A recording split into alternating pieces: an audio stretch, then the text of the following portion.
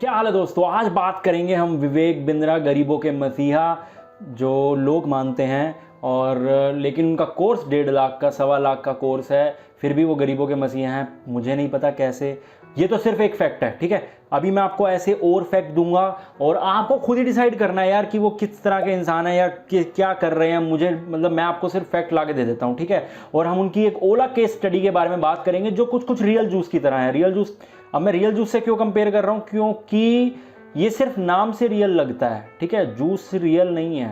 ये लो 1 लाख रुपए इंसेंटिव ले, 70,000 पे, 75,000 पे, 80,000 पे, 1.25 लाख रुपए ले। ड्राइवर भी छलांग मार रहा था, वाह भाई वाह, ओला ओला ओला ओला। लोगों ने धंधा चालू कर दिया और मैंने 4 ओला लगा दी और मैंने 8 ओला लगा दी, ओला। तो इसी तरह से ये वीडियो, ये केस स्टडीज़ भी सब तो नहीं कहूँगा, 99% या 90% लगा लो ऐसी ही रहती हैं। और इसे क्लेम करने से पहले हम सिर्फ ओला की केस स्टडी पे ध्यान देते हैं कि ओला की केस स्टडी में कहाँ कहाँ मुझे चीज़ें दिक्कत वाली लगी, और आप उनके जवाब जरूर देना मुझे कि अगर मैं गलत सोच रहा हूँ तो, ठीक है ना। और हो सके तो थोड़ा इज्जत मान रखना, नहीं रखना तो भाई आपकी मर्जी, जो मर्जी करो। कमेंट बॉक्स फिर भी खुला है आपके लिए। तो चलिए शुरू करते हैं।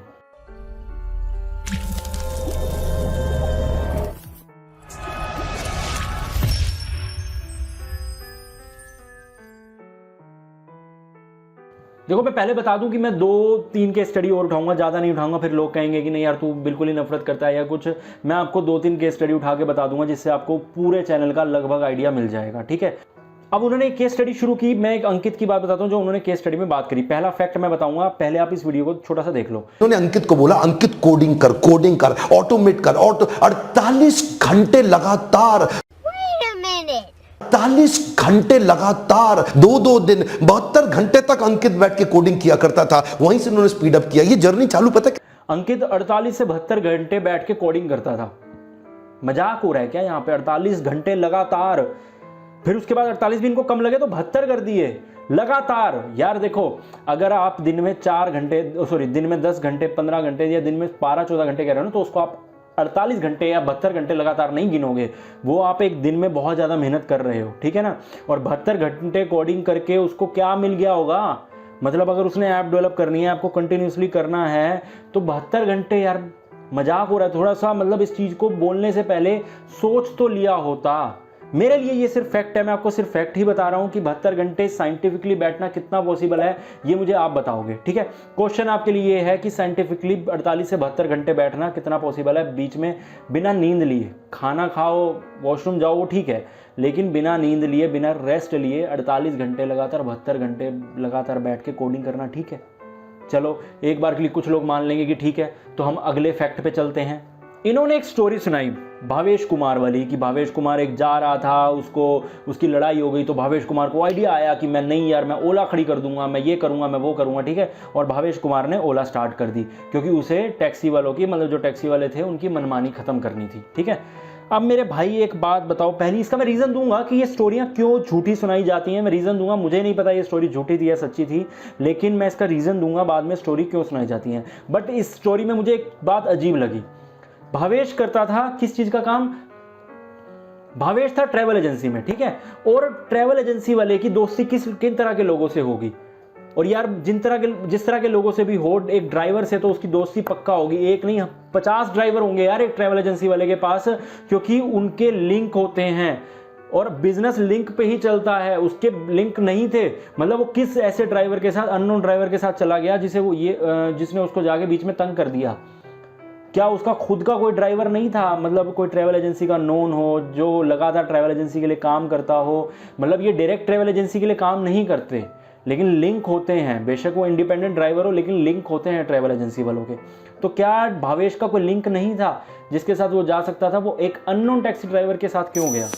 चलो अब आप कहोगे कि चला गया होगा, कोई भी कारण होगा, इस चीज़ को भी हम एक बार के लिए इग्नोर मारते हैं। लेकिन जो आगे फैक्ट बताने वाला हूं ना, वो थोड़े से बहुत ध्यान से सोचने पड़ेंगे। ये मैंने आपको शुरुआती में हल्के हल्के परोसे हैं।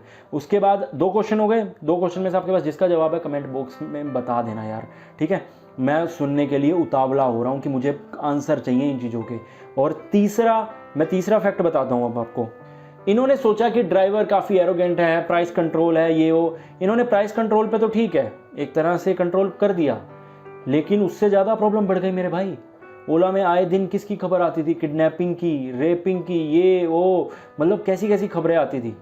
तो मतलब प्राइस कंट्रोल करने के चक्कर में एक बड़े लेवल पे ही, अगर सच्ची में भावेश को ये होता ना कि मुझे अब कस्टमर के लिए काम करना है या मुझे इसके लिए काम करना है, तो वो ऐसे ही फर्जी वाले डॉक्यूमेंट नहीं जमा कर लेता। इनकी डॉक्यूमेंट मतलब पता है क्यों होते थे ये कांड, ये क्या करते थे जब डॉक्यूमेंट जमा करते थे ना, तो ये ज़्यादा वेरिफिकेशन नहीं करते थे, क्योंकि इनको ड्राइवर भरने थे।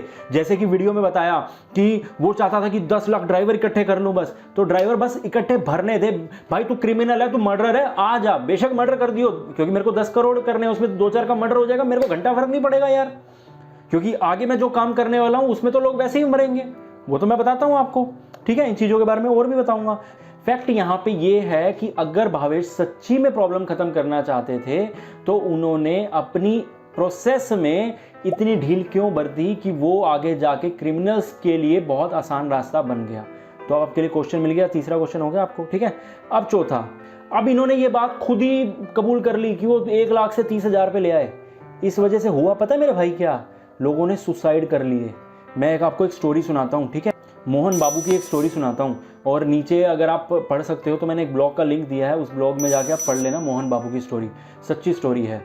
ये मोहन बाबू 60,000 रुपये कमा रहे थे, बहुत खुश। ठीक है, इन्होंने मतलब सब कुछ करा भाई, अपनी नौकरी छोड़ के, पहले ये बोतल बनाने वाली किसी कंपनी में काम करते थे तो इन्होंने वहाँ नौकरी छोड़ दी।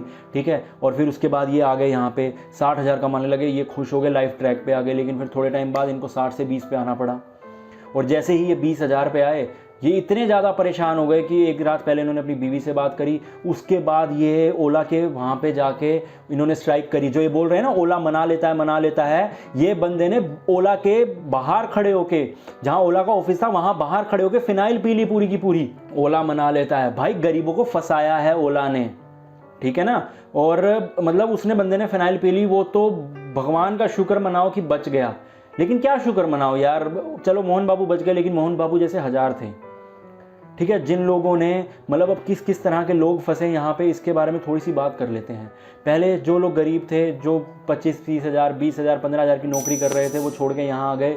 उन्होंने गाड़ियाँ EMI पे ले ली, क्योंकि उनको पता था 1-1 लाख रुपए कमाई आएगी, 70-70 हज़ार रुपये भाई कमाई आएगी तो हम आराम से चुका लेंगे। लेकिन कमाई कहाँ आ गई, 20,000, 25,000। अब 25,000 में से 17,000, 18,000 या 10-10 हज़ार तो भाई साहब को वो चुकानी है। ऊपर से 15,000 में गाड़ी की मेंटेनेंस, क्योंकि इन्होंने खुद ही कहा पेट्रोल भी ड्राइवर का, गाड़ी भी उसकी, ड्राइवर खुद का, मतलब ड्राइवर भी ड्राइवर का। तो इन्होंने तो पूरा सब ड्राइवर पे छोड़ दिया। भाई अब तू देख ले, पैसे भी नहीं दूंगा मैं तो अब तेरे को, सब कुछ जिम्मेवारी तो मैंने तेरे ऊपर छोड़ दी, लेकिन पैसे नहीं दूंगा मैं तेरे को। और एक बार ना मोहन बाबू जैसे हजारों लोगों की सोच के देखना जिन्होंने सुसाइड कर लिए, ठीक है ना। और मुझे ये आंसर देना कि ये ओला किस तरह से ड्राइवरों को भगवान मानता है या किस तरह से ड्राइवरों की इज्जत करता है, मुझे भी बता देना यार, कोई आपने केस सुना हो तो, ठीक है ना। और अगर आपका कोई दोस्त यार काम करता हो तो मेरी बात करा देना, ताकि मुझे भी पता लगे कि जो मैं वीडियो बना रहा हूँ वो गलत है ना। अब ये कहते हैं ड्राइवर को तकलीफ हो रही है लेकिन वो छोड़ के नहीं जा रहा। इन्होंने खुद बोला अपनी जबान से, ड्राइवर को तकलीफ हो रही है लेकिन वो छोड़ के नहीं जा रहा। अब किसी इंसान को तकलीफ हो रही है और वो छोड़ के नहीं जा रहा, तो इसका मतलब पता है क्या होता है मेरे भाई, वो फंस चुका है वहां पे, और वो गरीब आदमी है, वो फंस चुका है, उसके पास और कोई रास्ता नहीं, उसके पास कोई क्वालिफिकेशन नहीं है, कहीं वो जाके आराम से जॉब पकड़ लेगा, ठीक है। तो उस गरीब को तो वहां प्रॉब्लम हो गई, और वो ओला छोड़ के नहीं जा सकता। जो बहुत ज़्यादा मजबूत होते हैं वो ओला छोड़ के चले जाते हैं, भाई चलो कहीं और कुछ कर लेंगे, जिन्होंने गाड़ियाँ EMI पे शायद ना ली हों, ठीक है, जिन्होंने बड़ी बड़ी EMI पे ली थी ना, अब उनको पता था ना वो ओला छोड़ के जा सकते ना कुछ कर सकते, तो इसलिए उन्होंने दुनिया ही छोड़ दी बेचारों ने। और अब मैं कहाँ से मानूं, मैं बहुत सोचता हूँ कि नहीं यार सुसाइड गलत है, सुसाइड किसी भी चीज़ का इलाज नहीं है, लेकिन एक बार उस इंसान की जगह रख के देखो क्या रास्ता बचा होगा उस इंसान के पास कि उसने सुसाइड जैसा कदम उठा लिया। और फिर ये कर रहे हैं ओला ओला ओला। अब मैं ओला के बारे में ना कुछ फैक्ट्स बताता हूँ, ठीक है। ये तो हो गए, हमने इनकी केस स्टडी के बारे में थोड़ी बातें कर ली कि इनकी केस स्टडी कितनी सच्ची थी। और मैं बता देता हूँ, मैंने शुरू में जो आपको कहा था कि कहानियाँ क्यों सुनाई जाती हैं। कहानियाँ इसलिए सुनाई जाती हैं क्योंकि कहानियाँ बिकती हैं। अब बिकने का मतलब क्या है, मान लो आपने एक वीडियो देखी इनकी पूरी, आप केस स्टडी में बहुत ज़्यादा 90% बातें भूल जाओगे, ठीक है, लेकिन आपको क्या याद रहेगा कि ओला स्टार्ट किस वजह से हुई थी। बेशक वो झूठी कहानी हो, सच्ची कहानी हो, आप अपने दोस्त को बताओगे, अपने आप, मतलब पता क्या होता है, जब हमें नॉलेज होती है ना तो हम 4 दोस्तों में खड़े होते हैं तो हम उस चीज़ के बारे में बताते हैं, ठीक है, एक हमें इंपॉर्टेंस फील होना इसलिए बताते हैं हम। तो हम सबसे बड़ी बात, हमें नॉलेज क्या है, अभी हम क्या बताएंगे, तेरे को पता है ओला कैसे स्टार्ट हुई थी, बेशक वो झूठी स्टोरी उन्होंने वहाँ बेच दी हो आपको, और मेरे हिसाब से 90% झूठी, क्योंकि पता क्या होता है, क्योंकि कोई कंपनी, अब ओला की केस स्टडी देख के आपको ऐसा क्या लगेगा ओला में कि आप जाके लोगों को बताओगे कि नहीं यार ओला में ये है, ओला में वो है। इमोशनल जो चीज़ें जोड़ दी जाती है ना उसके साथ, वो बिकती हैं, इसलिए ये लोग बेचते हैं, ठीक है। और अब मैं बता देता हूँ ओला के कुछ फैक्ट्स जो बहुत ज़्यादा, मतलब एक तरह से सबसे खराब स्टार्टअप्स होते हैं ना, जो उनकी लिस्ट में टॉप करते हैं ओला, उबर। और उबर तो भाई लंदन से भी बैन है, जाके चेक कर लेना क्यों बैन है, क्योंकि उबर की वजह से जो हाल यहाँ पे इंडिया में ऑटो वालों का हुआ, वहाँ पे लोकल टैक्सी ड्राइवर्स का हो रहा था। यानी कि लोकल टैक्सी ड्राइवर से आपने सस्ती राइड दे दी, वो बेचारे कहाँ जाएंगे। जिस शहर में ओला गया है ना, ऑटो वालों की क्या बैंड बजी है, सब उन बेचारों को ही पता होगा, ऑटो वालों को, ठीक है। चलो, लेकिन एक बार को इसलिए हम मान लेते हैं कि जब कोई बड़ी कंपनी आती है तो छोटे बिजनेसमैन या छोटे को दिक्कत होती है। चलो, इस बार को एक बार फिर हम इग्नोर मार देते हैं, ठीक है। जिन लोगों ने, जो बिजनेसमैन ने अपनी टैक्सी लगाई वहाँ पे 4-5 वो रोए, क्योंकि अब वो तो खुद टैक्सी चला भी नहीं रहे कि वो 5-7 हज़ार बचा रहे हैं, उनको ड्राइवर को भी देना है और सब कुछ उनको निकालना है, तो उनके लिए निकालना बंद हो गया। उनकी इन्वेस्टमेंट काफ़ी नुकसान में चली गई। अब जो अमीर थे तो उनको कोई फ़र्क नहीं पड़ा होगा, लेकिन अगर किसी मिडिल क्लास बंदे ने एक गाड़ी भी लगाई होगी, 2 गाड़ी भी लगाई होगी, वो तो फंस गया होगा ना मेरे भाई। चलो कोई बात नहीं, इन्वेस्टमेंट होती है, रिस्क होता है, सबको पता होता है, ठीक है।